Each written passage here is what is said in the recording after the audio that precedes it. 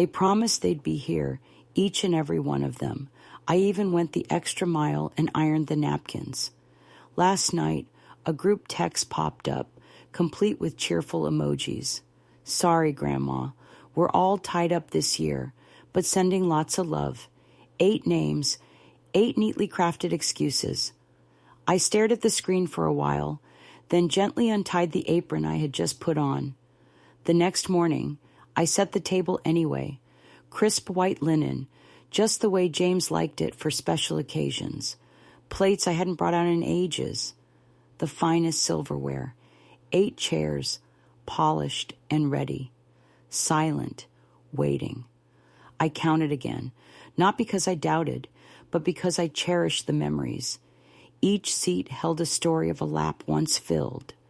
Danny always claimed the spot by the window. He loved watching the birds while he ate. Emma, the youngest, needed a cushion to reach the table. She despised that cushion. I still have it tucked away in the cupboard. Why? Who knows, maybe for today. The roast was in the oven, not because I expected a change of heart. I'm not naive. But turning 80 is something worth honoring, right? The phone rang around noon. I let it be. I knew the tone it would bring. Strained, guilty, perhaps a bit irritated. We didn't think you'd go all out, Grandma. As if I was a stranger to effort, as if raising 3 kids on my own hadn't been its own kind of challenge. I poured the gravy into the little porcelain boat, placing it gently in the center of the table. No one appreciates lumpy gravy, an early lesson learned. Habits are tricky little things, aren't they? Even the ones we barely notice tend to stick around. I found myself at the head of the table, my usual spot, staring at the empty chairs lined up around me. No anger, no sadness, just a calm acceptance. Somewhere between Di's first tumble on the playground and Emma's big graduation day, I'd become more of an option than a necessity, not out of malice, just quietly over time. Outside, the wind began to stir, nudging the trees with a gentle sway. They seemed to whisper, I'm used to adapting. I took a sip of water, picked up my fork, and there it was, 8 chairs, 1 seasoned woman, and a roast that smelled like nostalgia. I remember being 17, cooking a full dinner solo for the first time. Mom had injured her hand, and Dad wouldn't touch canned food. So I boiled potatoes, roasted a chicken, and gave the carrots a little too much love in the oven. Dad's only feedback was a gruff suggestion. Needs more salt. That was my first real glimpse into how effort can sometimes go unnoticed. After James passed, the house didn't grow larger, but it felt like it expanded in his absence, echoing with emptiness. Yet I carried on, teaching, raising the kids, fixing things I never wanted to learn about, like plumbing and taxes. Life taught me to manage. Cooking became my constant. It was my way of saying everything was okay when I wasn't so sure myself. So, when that message arrived, the one I dreaded, I wasn't surprised. By the way, dear viewer, if you're enjoying this video, please don't forget to subscribe to the channel. Honestly, it wasn't what I expected. What really got to me was how little it actually hurt. The real pain had come creeping in over the years, not in one dramatic moment, but as a slow, quiet accumulation.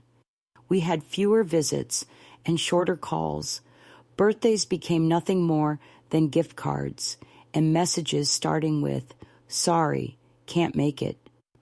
I remember when Lucy would leave me voice notes, her laughter echoing through my kitchen. Now, it's all silence, not the angry kind, but the kind that insists it's nothing personal. Just yesterday, My neighbor Nancy brought over a lemon cake. "In case your family forgets," she said, part joking, part apologetic. I thanked her, put the cake aside, and later wrapped it up in foil. I don't eat sweets. James was the one with the sweet tooth, not me, but I held on to it for reasons I didn't explain. Nancy and I used to chat more often. We were both teachers, both widows, but now she moves slower, talks less. Like me, she understands what it's like to fade into the background of other people's lives. "You knew they wouldn't come, didn't you?" she asked this morning, peering through her screen door. I nodded, not because I was sure, but because hope is polite. It waits patiently until the truth becomes undeniable. Then it steps aside. Still, I set the table, because if I didn't, the silence would win. At 2, I lit the candles, not because anyone would see them, but because I wanted to, because I was still here. Birthdays, like dignity, aren't things you wait for. They're things you claim. The meat, though, ended up a bit dry. What's your take on this? Share your reaction in the comments below. That's what happens when you get lost in chair shopping instead of checking on the oven. I sliced the bread with precision, pretending as if guests were merely delayed. The fine china, white with delicate blue vines, remained untouched. It felt a bit like a performance, but it also seemed essential. The clock ticked away in the still air, and then there was a gentle knock at the door. It was Molly, the youngest, my daughter Carol's second child. She's the one who doesn't reply to texts, but always gives the longest hugs. She looked a bit uneasy. "I wasn't sure if I should come," she confessed. "The group text, I didn't mean it. I didn't even see it till this morning." I let her inside, not entirely because I trusted her, but because I wanted to. The aroma of roast chicken and overly buttery potatoes filled the air.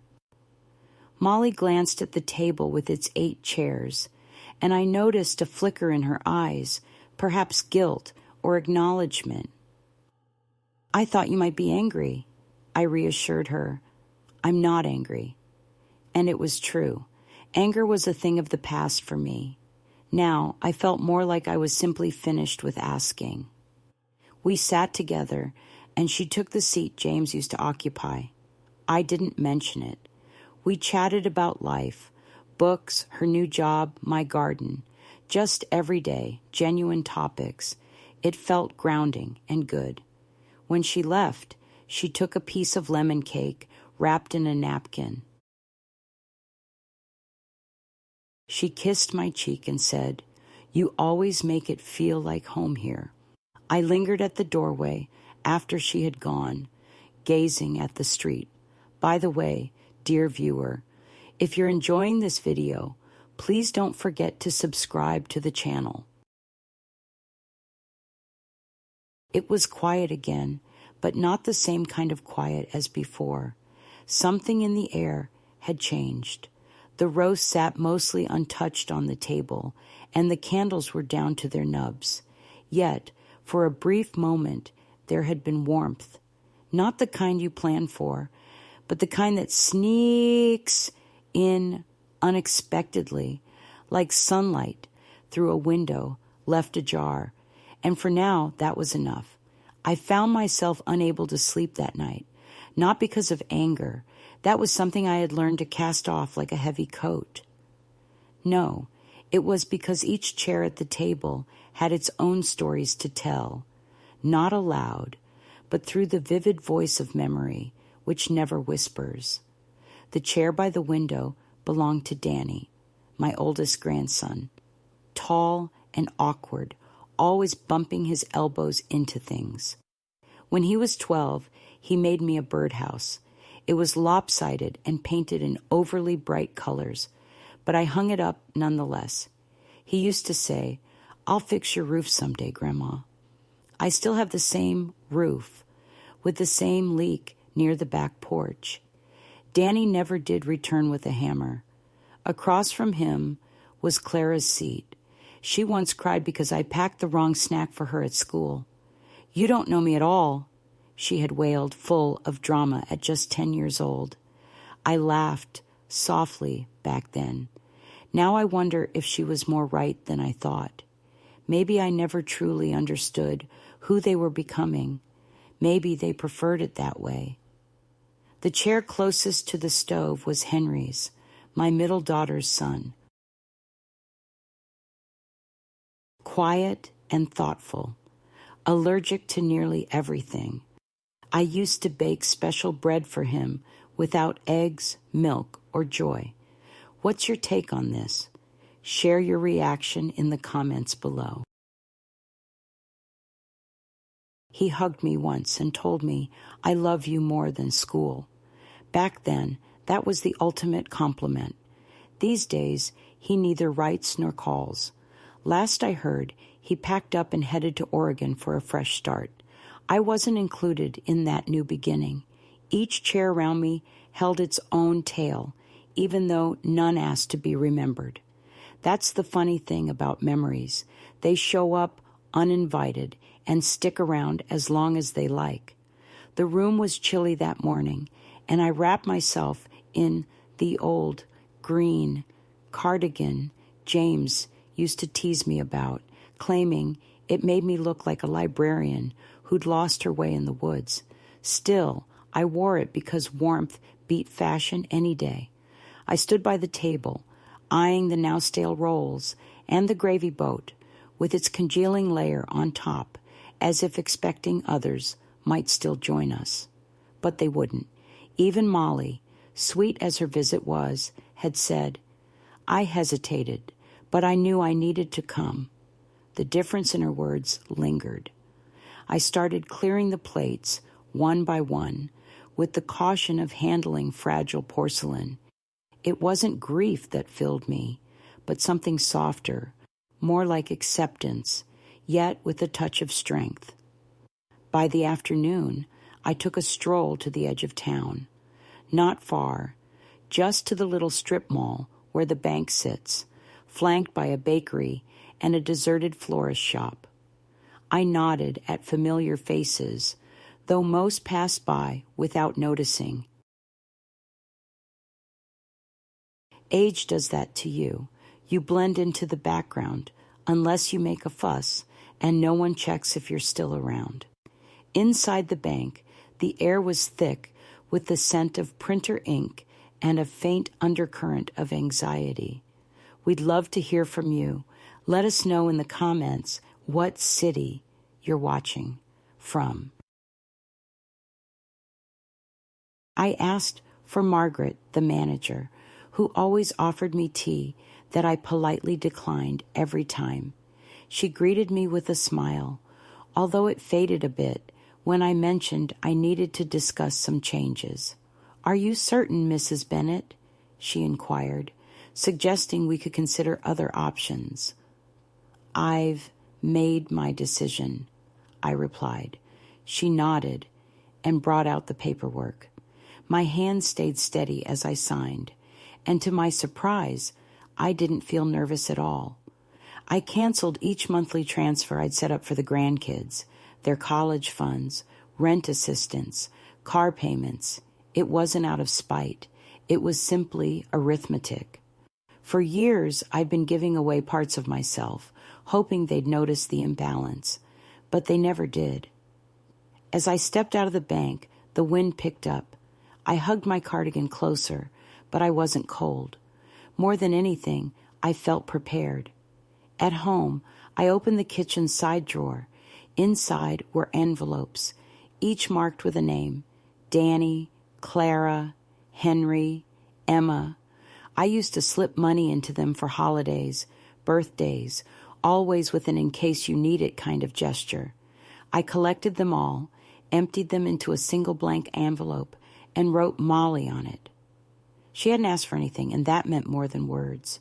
Just before nightfall, The doorbell chimed. Nancy was at the door again, carrying 2 mugs and a bottle of cider. "You look like someone who's made a choice," she said, setting the cups down without needing an invitation. "I guess I have," I responded. "Good," she replied, pouring the cider. "It's about time." We sat by the window as the day's final light disappeared. No TV, no music, just the kind of quiet that fills the room, not with noise, but with peace. Once I thought that being needed meant being loved. It was a revelation, even to me. Nancy gave a knowing nod. "That's a mistake a lot of us make," she said. "We're taught that from the get-go, but it's just not true." She looked at me, her eyes kind but resolute. "You still matter, even if nobody's cheering you on." We tapped mugs, and I found myself grinning, not because life had transformed, but because for once I had. The next morning, I threw open the curtains, inviting the light to flood in and reveal everything, dust and all. As I moved past the dining table, cluttered with half-cleared memories, I headed to the small hallway closet. You know, the one with the accordion door that always sticks halfway open. Behind the winter coats, there was a box labeled "Mess Lights May Be Working." Inside sat an old blue binder, thick and on the verge of bursting. I brought it to the kitchen table and flipped it open. Every page held a story, receipts, check copies, little notes scribbled in my own looping handwriting. Danny June's deposit for mechanic school, Clara's emergency vet bill for the cat that despised me, Emma's rent while she job hunted once more, and Henry's utilities from April, never asked, but the lights were out. I turned each page slowly, like revisiting a novel that never quite delivered the warmth it promised, offering only politeness, distance, and dependence without true closeness. By the time I closed the binder, my tea had long since grown cold. What's your take on this? Share your reaction in the comments below. I skipped warming it up. Some things just lose their essence when you try to bring them back. And no, I wasn't wallowing in self-pity. People often think that when you get old, you sit alone, drowning in regrets. But that's not the case. Not really. What I felt was more straightforward, a moment of clarity. For years, I gave freely, believing it mattered. Maybe it did for a while, but eventually you give so much that your own identity starts to fade. I got up, walked over to the trash, and tossed the binder in. Not because I was bitter, but because I didn't need to cling to proof anymore. Later, Clara sent me a picture.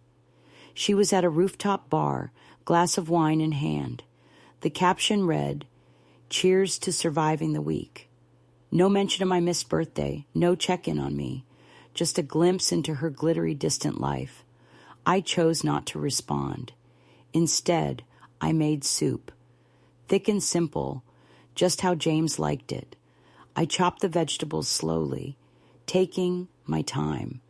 There was no rush, no one to impress, no one to let down. While the soup simmered, I dug out another folder, labeled with all sorts of grown-up things like house deeds, insurance, and tax receipts. At the bottom was a legal envelope I hadn't opened in ages, my will, written when I was 65, updated once at 72, and untouched since. I read through it. It was fair, splitting everything equally by birth order, predictably dull. Then I grabbed a pen and scribbled across the top, "To be revised," underlining it twice for good measure. By 5, there was a knock at the door. When I swung the door open, there stood Molly again, this time clutching a grocery bag and looking a bit embarrassed. I figured you might be out of eggs, she offered, and I wanted to chat. I let her in. She set the bag down, hovering uncertainly, not knowing if she should sit or brace for lecture. You don't have to say anything, I assured her. But I want to, she insisted. Plopping down, she fidgeted with her hands. I didn't write the message that went out. Clara did. She said it would be simpler for Grandma.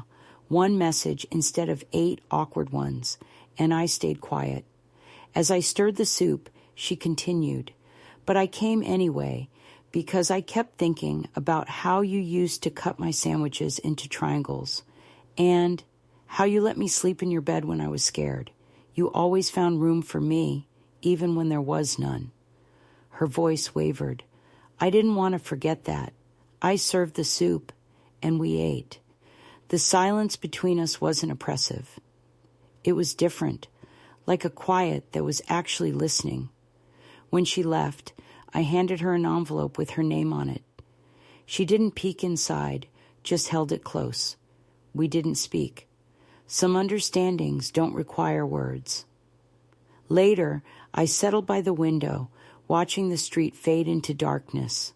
Porch lights blinked on, and a distant dog barked. Ordinary sounds on a typical night.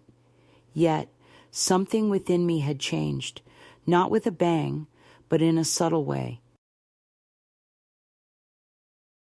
By the way, dear viewer, if you're enjoying this video, please don't forget to subscribe to the channel. Just a soft, decisive click, like the sound of a door finally closing behind you. And for the first time in a long while, I wasn't just waiting around. I felt like I was making a choice. Then came the text, right at midnight. Another photo, this time from Danny. There they all were. Danny, Clara, Henry, Emma, huddled around a restaurant table, grinning, cocktails in hand. Someone caught mid-laugh. The caption said, Cousin Knight, first time in ages. I stared at my screen for what felt like forever, then flipped it over. So that was it. They didn't just skip my birthday. They made their own plans, not separately, but together, as if they'd formed their own little family with their own orbit. And there I was, like some distant planet, far out of reach. I sat in the quiet kitchen and wondered if they even talked about me that night. Maybe someone said, we should have gone to Grandma's. Or perhaps, did you see the table she set? Or maybe I never came up at all. Maybe it was just easier that way. The next morning, I closed the curtains. Not because I was bitter, just because I needed some peace. The sunlight felt too stark. I wandered out to the garden. James and I had planted it the summer before he passed.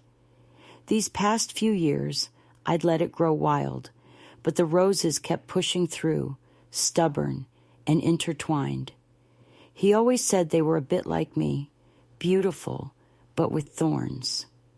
I knelt by the hydrangeas and started pulling weeds, my joints creaking in protest. Off in the distance, I could hear children. By the way, dear viewer, if you're enjoying this video, please don't forget to subscribe to the channel.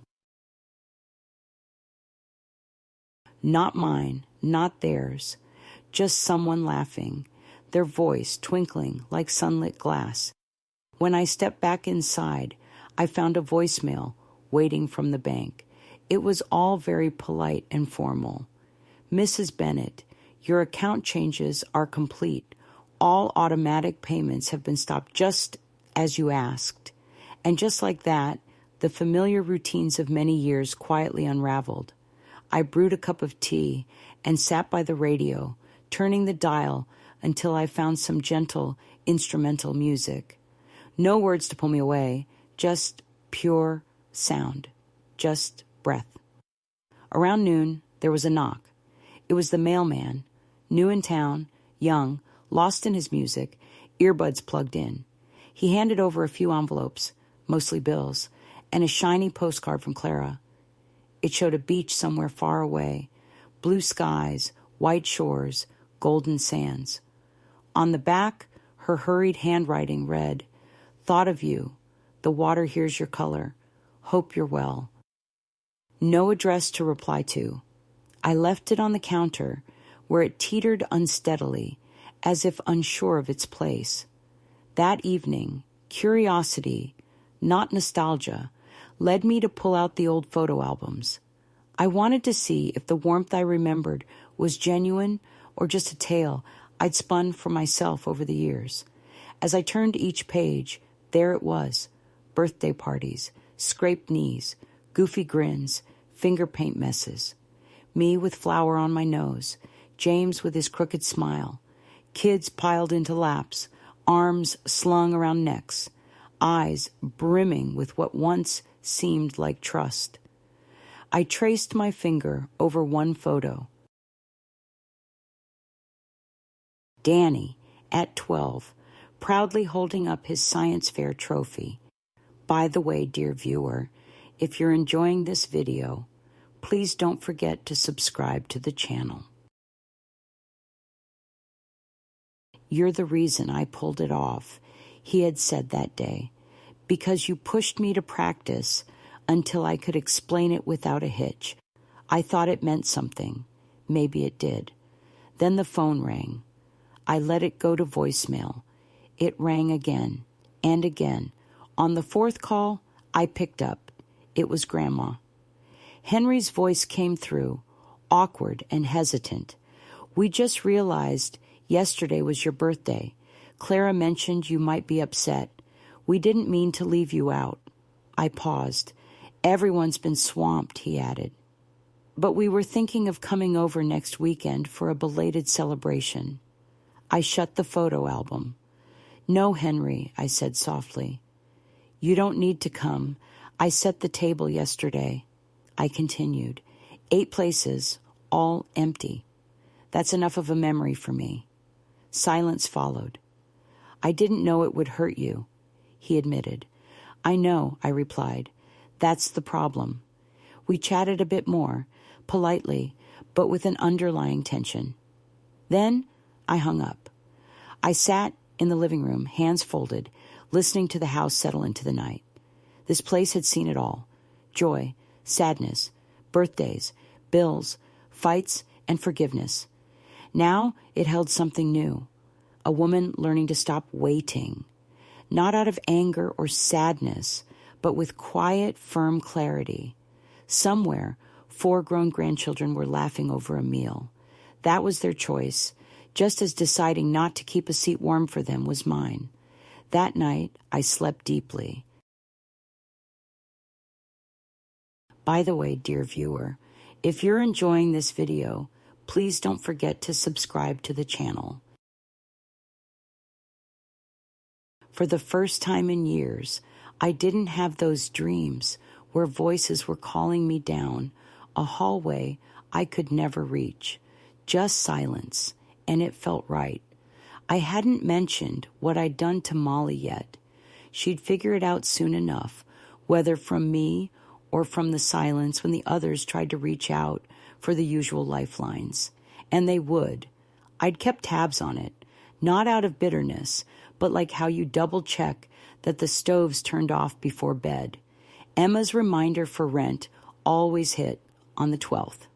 Henry's weekly draw was a Friday thing, just until next week, he'd say. Clara's gym dues, Danny's insurance copay, a web of invisible connections linking my bank account to their lives, now severed. That morning, I cooked up some oatmeal, not because I loved it, but because it was quick, hearty, and comforting. I sat at the kitchen table, watching steam rise from the bowl and welcomed the calm. The phone rang once. I didn't answer the second time. Still, I waited. By the third ring, Clara's name flashed on the screen. I picked up. "Grandma," she said, her voice tight, not cheerful, not neutral.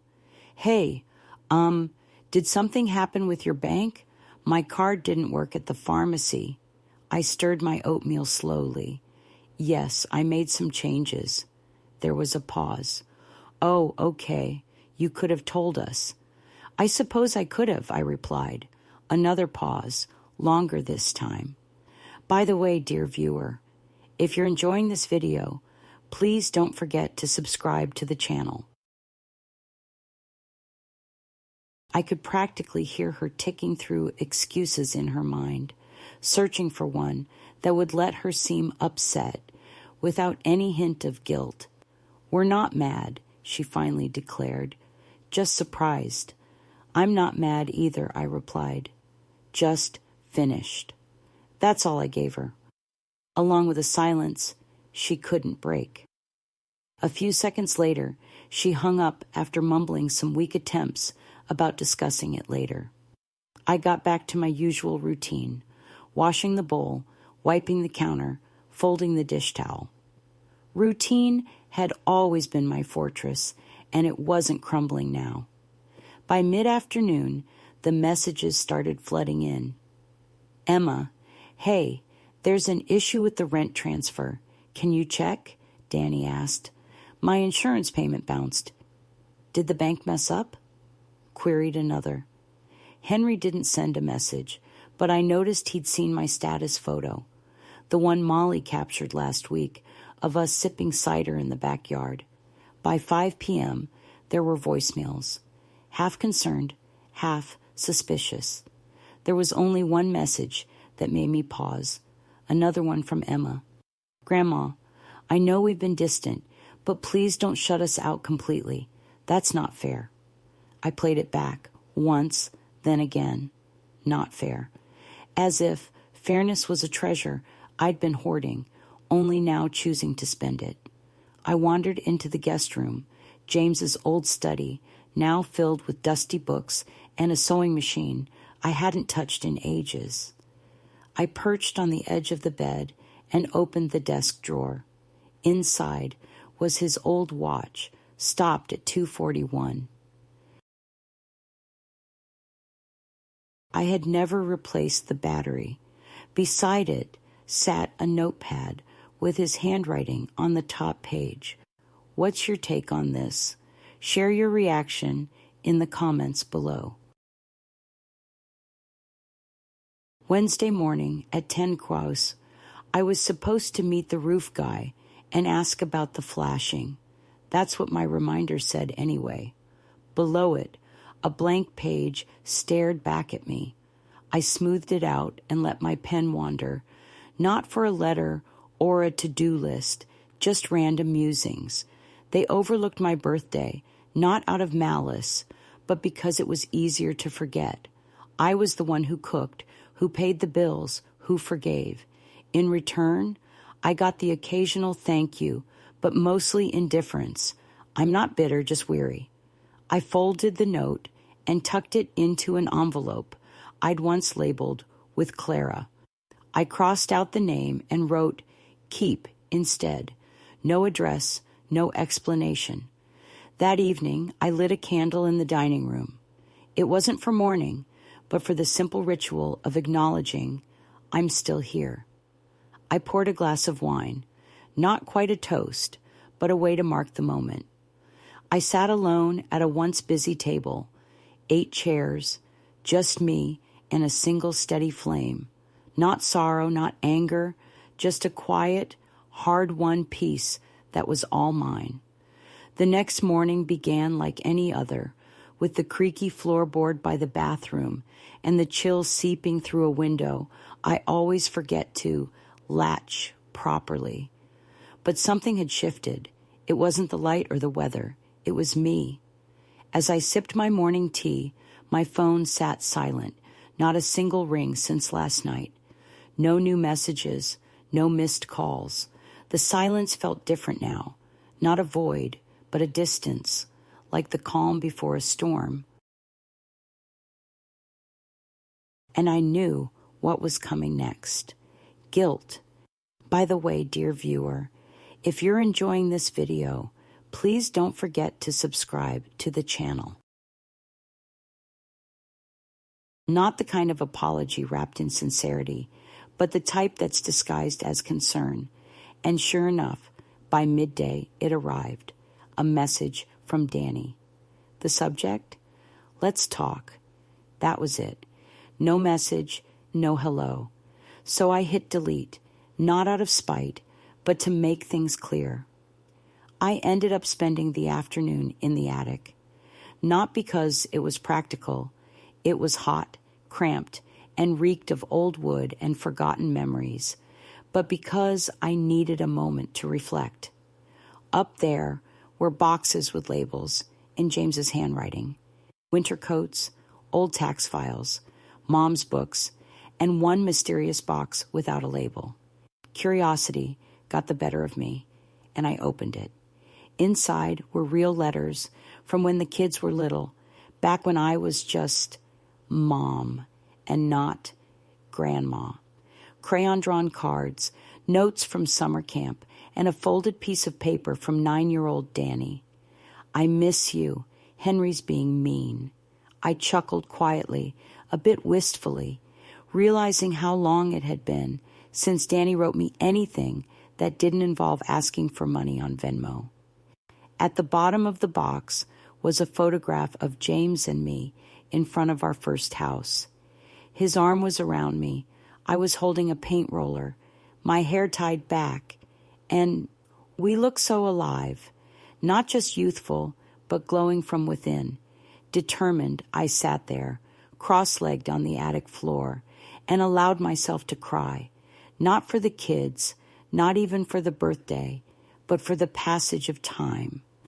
For all those pieces of myself I had let slip away without a second thought. By the way, dear viewer, if you're enjoying this video, please don't forget to subscribe to the channel. There was a time when I was the woman who stayed up late sewing costumes, whipping up homemade lasagna for school fundraisers, and sitting through endless parent-teacher meetings, dentist visits, and those heart-to-heart calls about breakups and failed exams. I don't regret being her, but I realized I needed to reconnect with that part of myself. So that evening, I took out some paper and penned a letter to myself and anyone else it might concern. For a whole hour, I poured out my thoughts, not to justify, but to affirm who I am. I wrote about the choices I've made, the resilience I've shown, and what it means to feel invisible until you decide to stop looking back. There's a peculiar freedom in not being needed the way you once were. When I finished, I folded the letter and slipped it into an envelope labeled Keep, tucking it away in the drawer beside James's watch. Not for them, for me. Later, as I swept the porch, Molly showed up. She didn't bother to knock, just appeared, as she often did, with her coat half-zipped and cheeks pinked by the wind. I saw Emma at the market, she mentioned, settling on the step. She's upset. I didn't say anything. You're cutting everyone off, she stated. I am, I replied, except you. Molly glanced at her hands. I think they're beginning to notice. Maybe so. I leaned on the broom, but noticing isn't the same as changing. We sat quietly for a bit, as the sun dipped lower and the streetlights started to glow. You know, Molly whispered, I think they forgot you were a person. I nodded. Yeah, sometimes I forgot that too. By the way, dear viewer, if you're enjoying this video, please don't forget to subscribe to the channel. She really looked at me, really looked, and in her eyes, I noticed something I hadn't seen in others for quite some time. It was respect, not gratitude, not guilt, just pure respect. When she left, she gave me a big hug. I'll drop by this weekend, she said. You don't have to, I replied. I know, she smiled. I watched her walk down the street until she disappeared around the corner. Then I went back inside, switched off the porch light, and locked the door. Not to shut the world out, but to remind myself that this place is mine. And now, so is the quiet. That Sunday, I had dinner alone, just me and a simple meal, some roast chicken, a thigh, and a few potatoes. Nothing extravagant, nothing for show, no extra settings for ghosts of the past. I skipped the dining table and sat at the small kitchen table tucked by the window, where James used to sip his morning coffee and chat with the radio as if it were another friend. The silence there didn't press down. It just was. Around 4, there was a knock. I figured it was Molly, but no. It was my neighbor Irene, 76 years young, fiercely independent despite her knees betraying her. She stood there with a pie dish in both hands. I made too much, she claimed, though we both knew otherwise. I let her in, poured some tea, and we sat together in comfortable, near silence as she sliced the pie. Apple, she said. Not too sweet, just right. We had known each other for decades, but only on the surface. Our exchanges were mostly about the weather, trash schedules, and the occasional raccoon in the compost. That was the depth of our friendship. By the way, dear viewer, if you're enjoying this video, please don't forget to subscribe to the channel. Until today, she asked, putting down her fork with a curious tilt of her head. I glanced up, puzzled. Heard what? Her brow arched, hinting, don't play coy with me. Living next door, she noticed the absence of visitors. I saw you setting the table for 8 last week, only to sit alone. Silence thickened between us as my tea turned cold once more. They ought to be ashamed, she remarked, not harshly, but straightforwardly. They're just busy, I muttered, my defense weak and automatic. Irene huffed. So were we, but we never missed our mother's birthdays. We let those words hang in the air. Then she broke the quiet. You know what sticks with me about my mom? She never let anyone sideline her. My gaze met hers. If there's no seat for you at their table, build your own, she added. It was one of those sayings that usually fades, but it resonated. Not because it was new, but because the moment was ripe for it. After she left, I stood by the window watching the sky blush as evening crept in. I reminisced about the tables I'd set over the years, birthday candles on boxed cakes, casseroles after life's upheavals, and Grace said, for comfort, not conviction. It dawned on me. I didn't need extra chairs. I needed my own place. That night, I opened a fresh notebook, ready to build something entirely mine. By the way, dear viewer, if you're enjoying this video, please don't forget to subscribe to the channel. I scribbled the word next in the top corner, not focusing on plans or revenge, just what's next. I began jotting down things I yearned to try, places I still had on my list, books I bought but never cracked open. There was that pottery class I always said, maybe later, too. This wasn't a bucket list. It was taking back my time.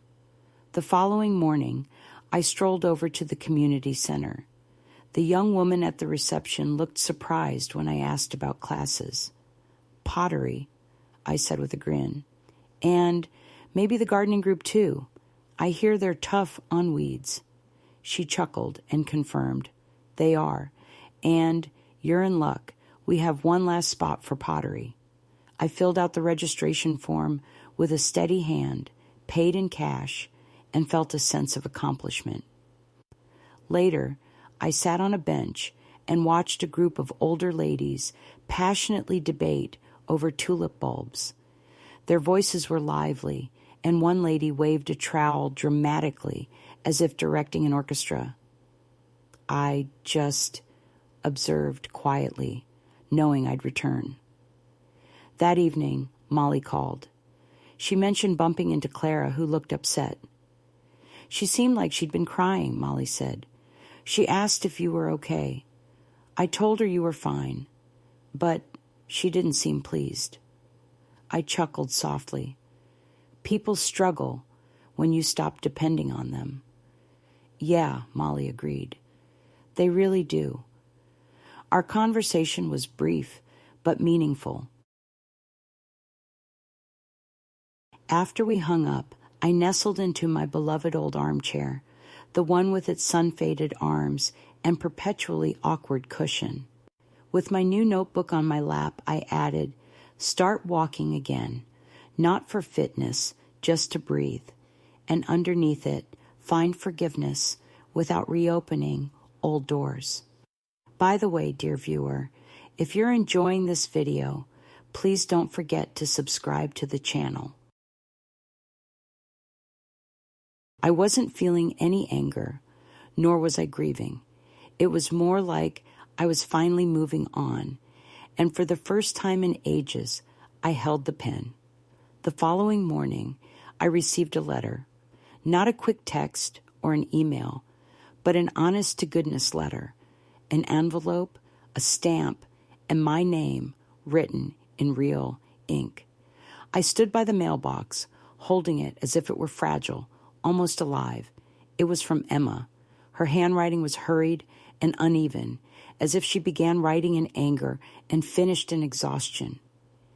Inside were 2 pages, folded in half. It started with just Grandma. No dear, just that. And then I found myself puzzled. I thought everyone was just caught up in their own lives. I hadn't realized how much everyone leaned on me, or how much they took me for granted. I guess I assumed you'd always be there. I sat on the front step, the morning sun warming my lap, and read the rest as a gentle breeze lifted the page corners. I don't know what to say, except I'm sorry. Sorry, not just for missing your birthday, but for everything. For the years I stopped calling, for assuming you'd be okay, for thinking giving you space was respectful when it was really neglect. That line struck me as it danced around the truth. The letter ended without any questions. No, can we talk? Or, can I visit? Just, I miss you. I hope it's not too late. I folded the letter carefully and slipped it into my cardigan pocket. Inside, the kitchen was filled with the scent of lemon oil and warm wood. By the way, dear viewer, if you're enjoying this video, please don't forget to subscribe to the channel. Lately, I've been tidying up, not in a frantic way, but with purpose, creating space rather than just banishing clutter. I made myself a cup of tea and settled by the window, not in anticipation, but simply to observe. I pondered the meaning of missing someone, how we toss around that phrase so casually. Miss you, miss this, like it's a coat we put on for the weather.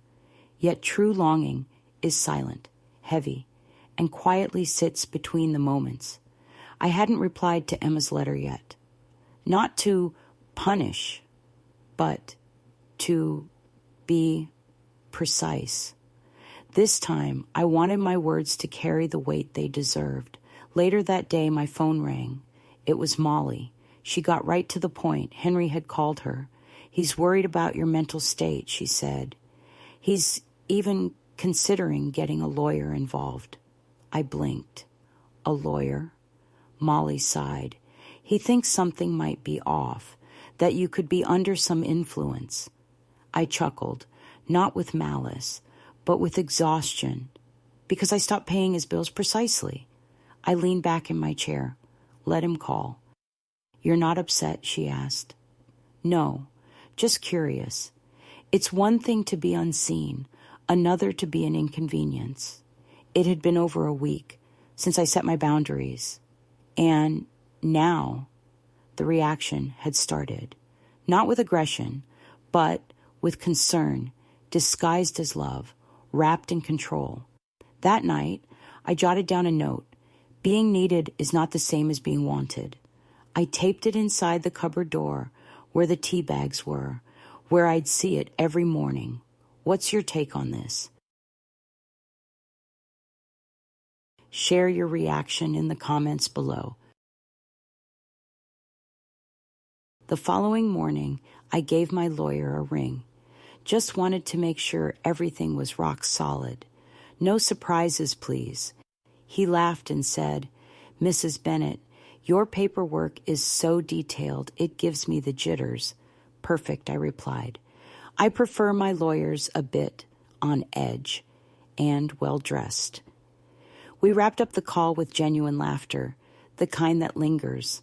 Later that day, there was a knock at my door. It was Clara, unexpected and unprepared. She seemed smaller than I recalled.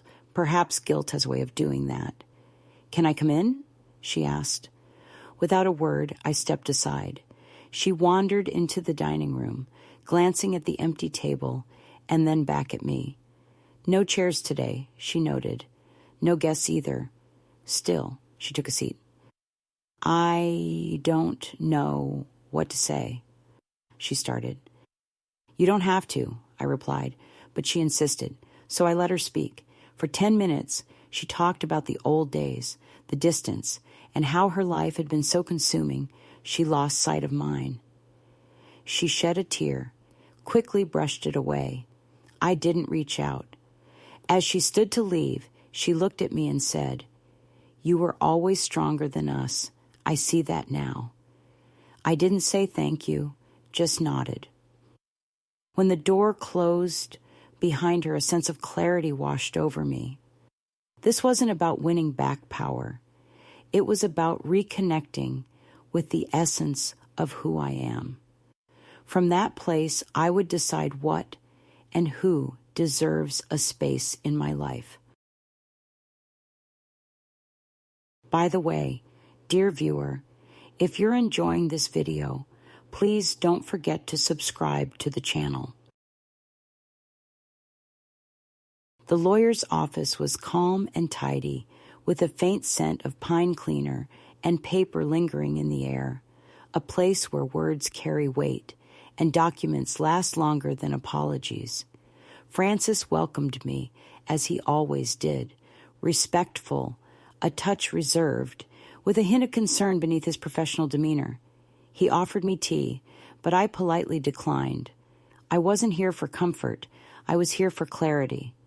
"I take it this isn't just a friendly visit?" he asked. I handed him the envelope. "This is the updated version." He opened it, adjusted his glasses, and started reading. His eyes moved carefully and slowly, then paused. "You've taken your grandchildren out of the main inheritance clause?" "Yes," I replied. He looked at me over his glasses. "All 4?" I nodded.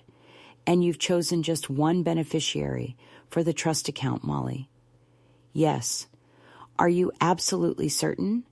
It's the question they always ask, not because they doubt my judgment, but because they understand the price of going it alone, especially when you've spent your life giving, sharing, and compromising. "I'm not upset," I said. "I'm determined." He nodded once and began processing the new paperwork. As I waited, I glanced around his office. Same old books, same gentle ticking of the clock on the wall. On the windowsill, a new photo caught my eye. His grandkids, it seemed. 2 boys and a girl, all with gap-toothed smiles and sun-kissed skin. "They still come visit you?" I asked. He smiled. "Every Sunday. Pancakes and Monopoly. It's our ritual." I didn't feel envy or sadness, just awareness of the difference. By the way, dear viewer, If you're enjoying this video, please don't forget to subscribe to the channel. Once all the paperwork was settled, Francis gave me a look. "Ruth," he said, "I mean this sincerely. What you've accomplished is truly uncommon. Most folks hesitate too long, leaving a mess behind. You've brought clarity, and that's impressive." He walked me to the door.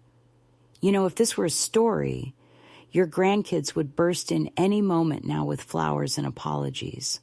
I chuckled. "If it were a story, they would have been here last week with cake." Back home, the house seemed smaller, not in a cramped way, but more like it finally matched my own size. I brewed some tea and, for once, drank it while it was still hot. I settled into James's old chair, the one with the worn-out armrest. He always enjoyed the view from here, the street, the trees, and that neighbor's dog that barked at the slightest breeze. I reflected on the little tasks I'd been putting off. Not monumental ones, just everyday chores. Fixing the garden gate, getting fresh curtains for the guest room, donating those just-in-case clothes, painting the hallway. None of it earth-shattering, but all of it was mine. The phone rang in the afternoon. I let it go to voicemail. Later, I listened to the message. It was Henry. "Grandma, we got your letter. Emma did, actually. We shared it around. Sure, we were all caught off guard, but I think I understand. You were always there, and we assumed you always would be. We treated you like part of the furniture, not a person." There was a pause. "I'm not sure how to fix this, or if it even can be fixed, but I'd like to try, if you're willing." He didn't say he was sorry, but there was something different in his voice, something I hadn't heard in ages. It was genuine uncertainty, the kind that hints at the possibility of change. I chose not to call back, not because I'd lost hope, but because I needed more time. That evening, Molly stopped by again with a stack of photo albums from her mom's house. "Thought you might want these back," she said. We sat on the floor, flipping through the pages, sometimes bursting into laughter, other times cringing. There was a picture of Clara at 13, sporting braces and a questionable perm. Next to her, there I was, in an apron, frosting a cake. She really hated that perm, Molly reminded me, saying Clara thought it made her look like a poodle. I chuckled. Then another photo, Danny, just 5 years old, asleep on my shoulder. I looked exhausted, eyes half closed, mouth wide open. Molly said softly, "He always said you were the only one he trusted to tuck him in." I closed the album. Love doesn't vanish. It sometimes goes quiet or finds new spaces to grow. We packed up the albums, and Molly gave me a kiss on the cheek before she left. At the door, she paused. "They're going to ask for another chance," she said. "I know," I replied. "Will you give it to them?" she asked. I took a moment. "Maybe," I finally said, "but it'll be on my terms this time, and not all at once." She nodded. "Good." And with that, she was gone. I was alone again, but not lonely. There's a big difference, and I finally learned it. The next morning, I woke up early, not because I had to, but because I wanted to. There's a difference, and at my age, you can feel it deep within you. By the way, dear viewer, if you're enjoying this video, please don't forget to subscribe to the channel. When you start living for yourself, it's amazing how the floorboards seem a little quieter. I opened the windows to welcome the fresh breeze, the lively bird songs, and the crisp scent of summer grass. It felt like the house and I were breathing in sync, right until the doorbell rang. Not a hesitant ring, but a confident series of 3 presses. I didn't hurry to answer. I had stopped rushing for others a long time ago, although it seems I'd only just realized it. There stood Nancy with a small basket, wrapped in cloth and still warm. "Scones," she announced, sweeping past me as if she had an open invitation. I chuckled. "Been indulging in those British dramas again?" I teased. "Better than gossiping about the neighbors," she quipped back. "Your porch is quite the conversation starter." I poured the tea as she served the scones, and we settled in like old friends who didn't need constant chatter to enjoy each other's presence. "They're talking," she said, eventually. "Who?" I asked, raising an eyebrow. "Your family," she replied with a shrug. "People hear things. I heard Henry went to see your lawyer." "He did," I confirmed. "Thinks he can challenge something." "And if they showed up at your door tomorrow, would you open it?" she asked, truly looking at me. I pondered, stirring my tea. "Maybe. Depends who's knocking and what they're bringing. Apology or expectation?" Nancy nodded thoughtfully. "Well, if you ever need me to stand behind the curtain with a broom, just let me know." "You'd have too much fun with that," I laughed. "Only a little," she grinned. We ate in a silence that was both comfortable and kind. I didn't need to ask why she came. When a woman has lived long enough, she can sense the ripples in another woman's world. We'd love to hear from you. Let us know in the comments what city you're watching from. You know, sometimes a batch of scones is the perfect way to say, "I see you." After she left, I found myself wandering over to the living room, drawn to the mantelpiece. The photos there were just as they always were, framed, smiling faces, frozen in time. There was James, holding Clara's hand as she tried to balance on a garden wall. There was Danny and me, laughing with flowers adorning our faces, and little Henry, asleep in the crook of my arm, his tiny fingers wrapped around my necklace. I left them there not in denial, but in memory, because let's face it, forgetting isn't healing. It's like erasing. Later, I heard some familiar voices outside. I stayed put, not hiding, just observing. There they were, standing on the sidewalk, Danny, Clara, Henry, and Emma. They weren't arguing, but they weren't laughing either. They seemed uncertain, like they hadn't rehearsed what to say. Eventually, they drifted away without knocking, leaving me somewhere between relieved and regretful. That night, I opened up my notebook, the one I labeled Next, and jotted down a thought. Let them find their own door. I've stopped holding it open. And underneath, I wrote, but I haven't locked it. I spent the evening writing letters. These weren't for them, though. They were for me, for the woman who once bit her tongue to keep peace, for the mother who masked disappointment with a smile, for the grandmother who equated generosity with self-sacrifice. I wrote, "You did the best you could with what you knew. Now that you know better, you can love them without losing yourself." When I finally went to bed, the moon was shining bright. By the way, dear viewer, if you're enjoying this video, please don't forget to subscribe to the channel. The sky was washed with that kind of clear, silvery moonlight, making everything seem fresh and polished. Snuggled under my covers, I pulled them right up to my chin and softly declared, "I'm still here." It wasn't about defiance. It was the truth.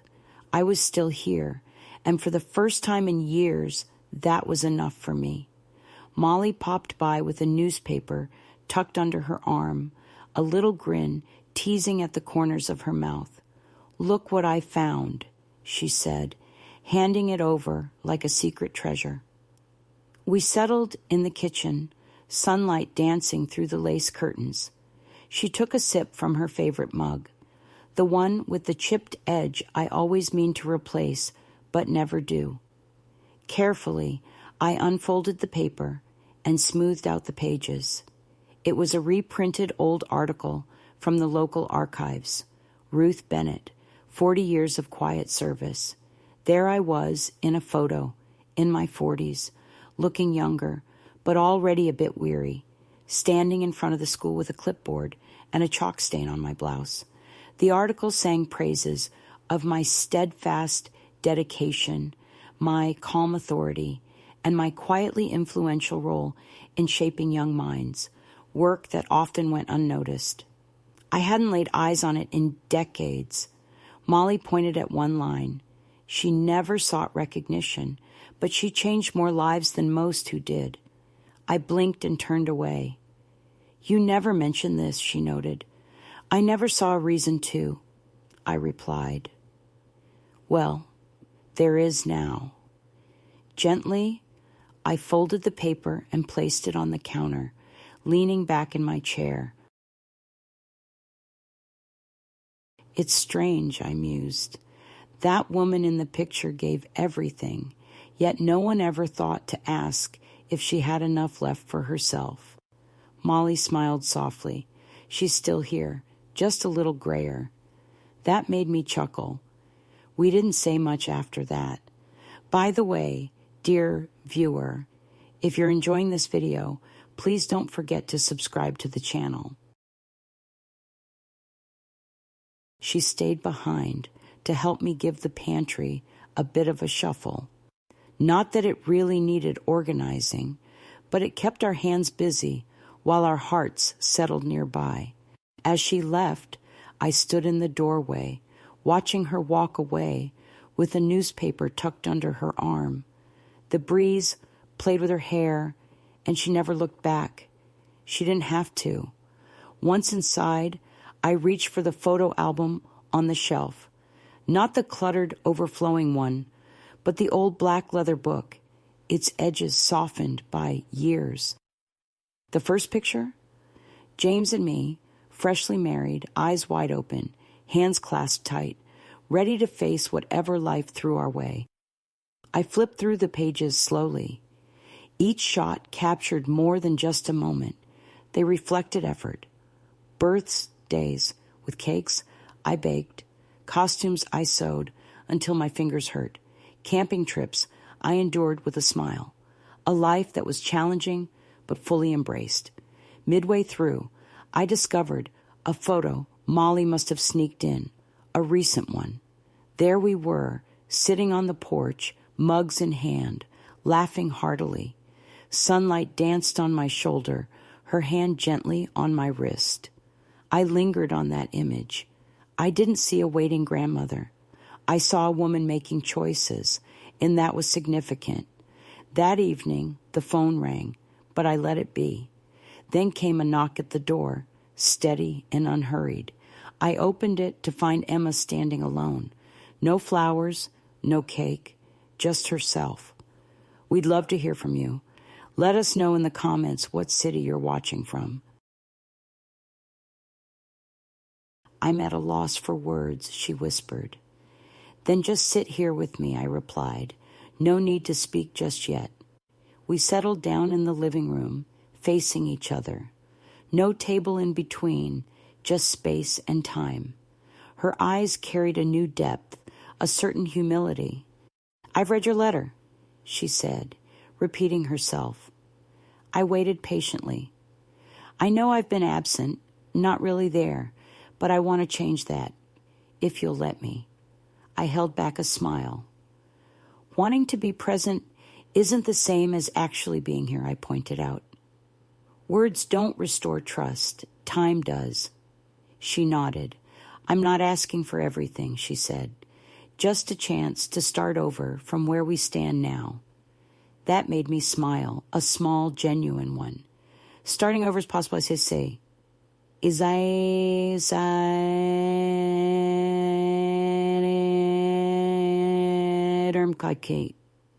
I wouldn't want the old ones, she replied. They didn't work for either of us. We sat quietly, the silence comforting rather than strained. For the first time since my birthday, someone was there without expecting anything, just simply being. As she left, she didn't ask to return or make promises. She simply said, "Thank you for letting me in."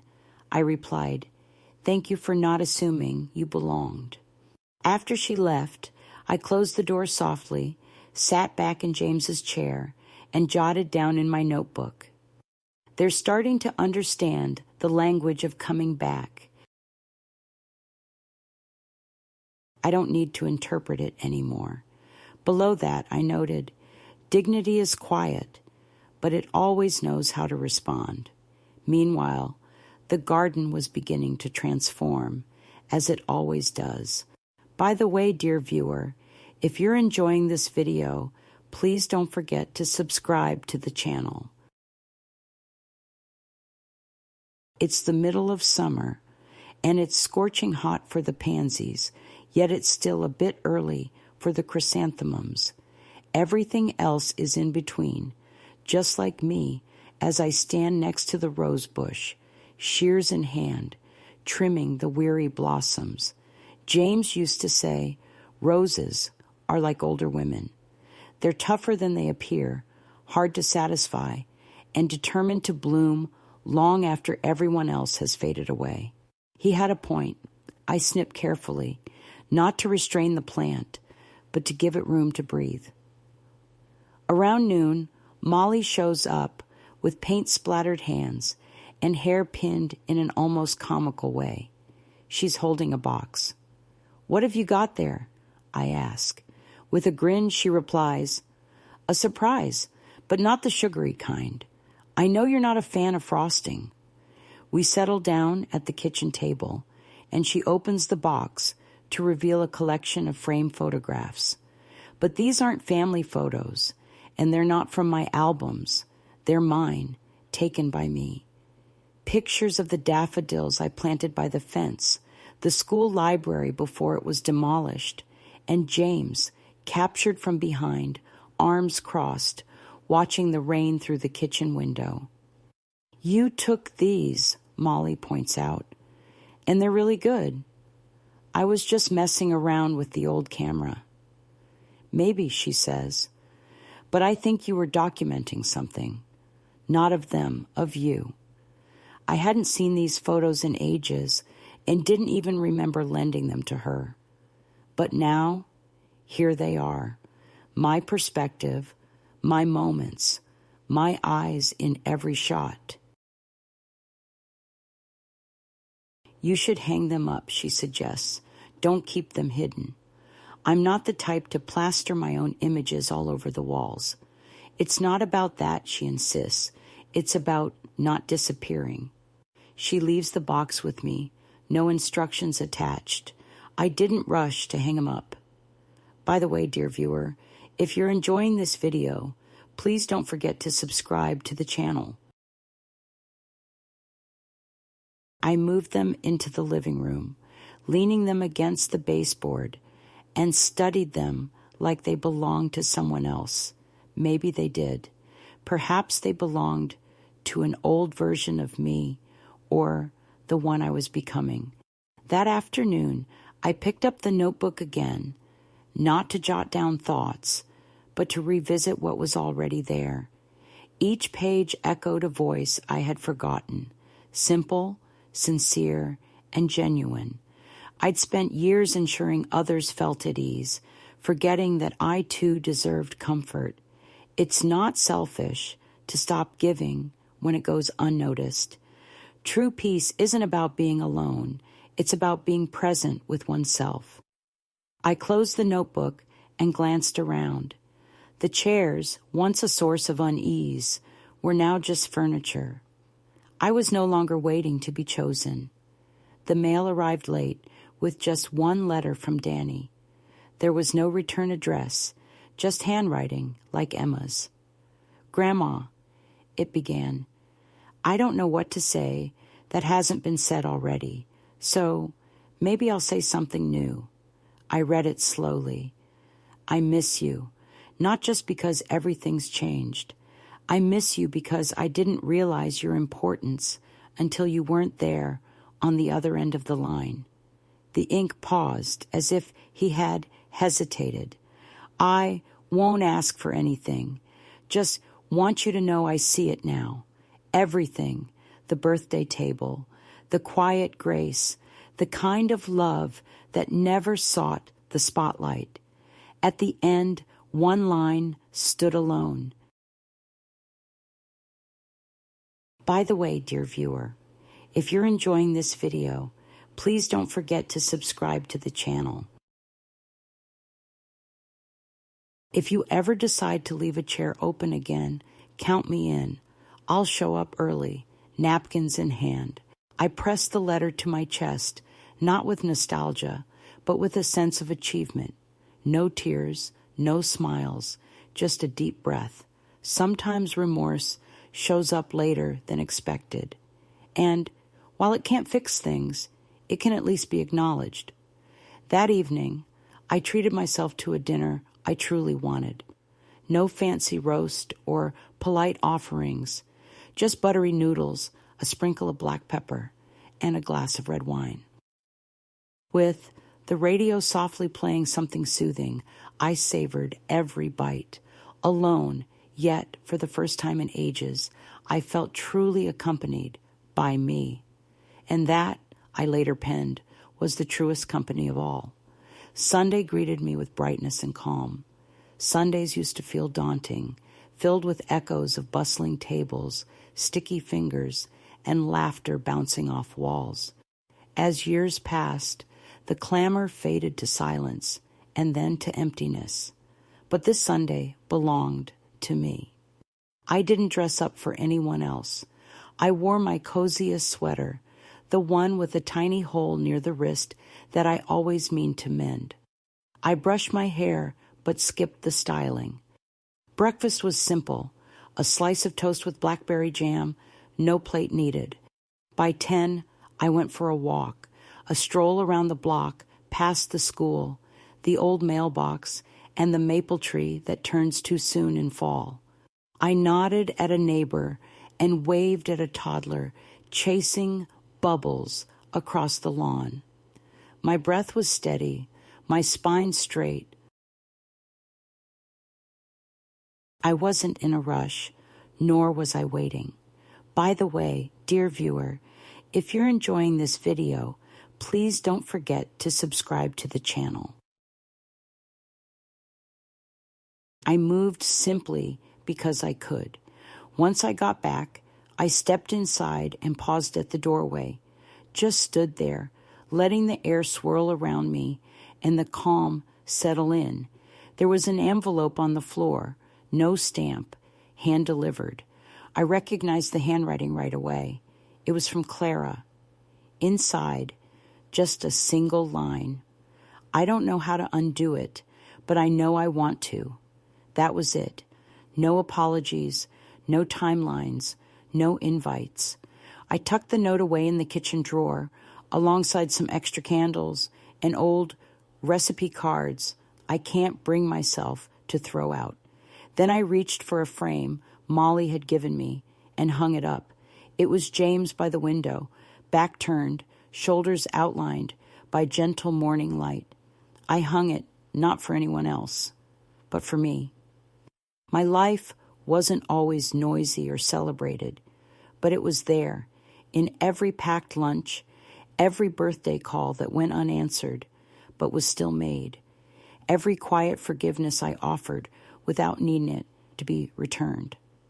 I hadn't vanished. I'd just been unnoticed until now. Later that day, I reopened my notebook and wrote one simple line: let the world knock. I was no longer hiding behind the door. I was out in the light, in the garden, part of the picture. A few hours later, I found a message from Henry. It wasn't a voicemail. A handwritten card slipped under the back gate. It said, "I started volunteering at the shelter. You always believe that giving, without expecting anything in return, reveals your true self. I think I finally get it now. And though I know you're not after promises, I want to be present. Not for what was, but for what is." I held the card, ran my thumb along its edge, and left it on the table without writing back.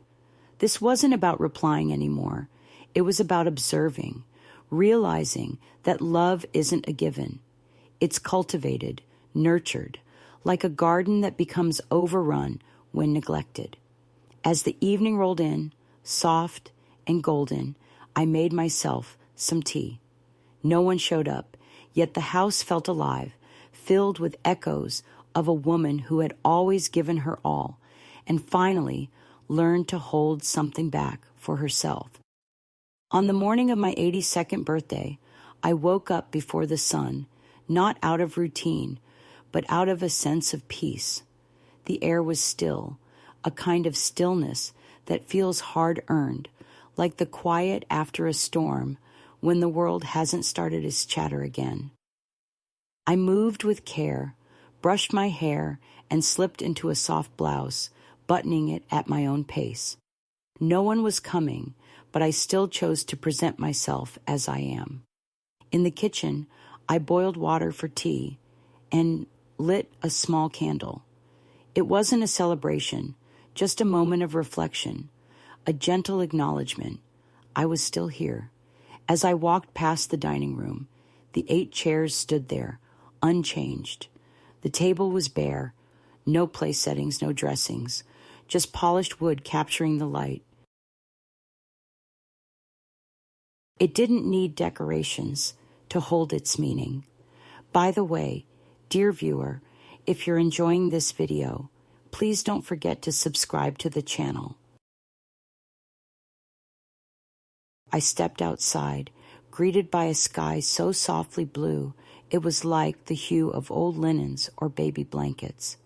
I paused to savor the quiet symphony of birds, the whisper of the breeze, nothing vying for my attention. The driveway lay empty, phone silent. I wasn't in anticipation. Instead, I strolled over to the garden. There, nestled in the rose bush, was a card from Molly. Her hurried handwriting unmistakable. It read, "For the woman who showed me what true strength is, no signature needed." Later that afternoon, a knock at the door pulled me from my thoughts. I opened it, not expecting anyone. And there they stood, all 4 of them. Danny, Clara, Henry, and Emma. No flowers, no cake, just their tentative, empty hands. We stood wordless for a beat until Danny stepped up. "No speeches," he said. "Can we just sit for a while?"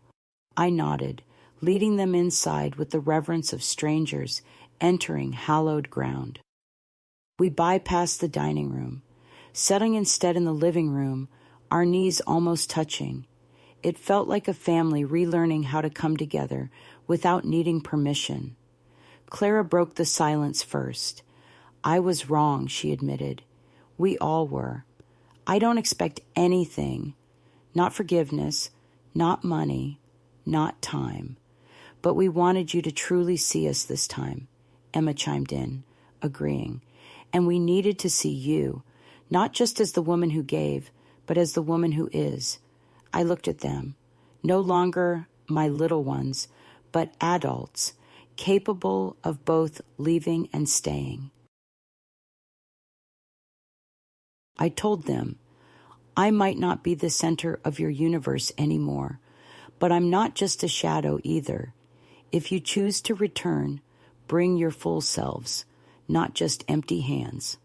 They listened, offering no promises, but simply being there. We sat in the gentle afternoon light, and the silence didn't bother me. I'd come to know it well, exploring its corners and making it my own refuge. Later that night, after they'd gone, I stood by the window, watching the candle flicker in the dim room. My thoughts drifted to women, like me, those who gave endlessly, stayed silent, and waited too long to speak for themselves. If you find yourself in this story, sitting at a table that's never set for you, or holding on to a silence you never wanted, hear this. You're allowed to set your own table. You're allowed to find your voice, even if it trembles. You're allowed to be recognized, not just for what you've given, but for who you truly are. If this message resonates with you, share it. Let another woman know she's not alone. Let's remind each other that we're still here and we're no longer waiting. What's your take on this? Share your reaction in the comments below.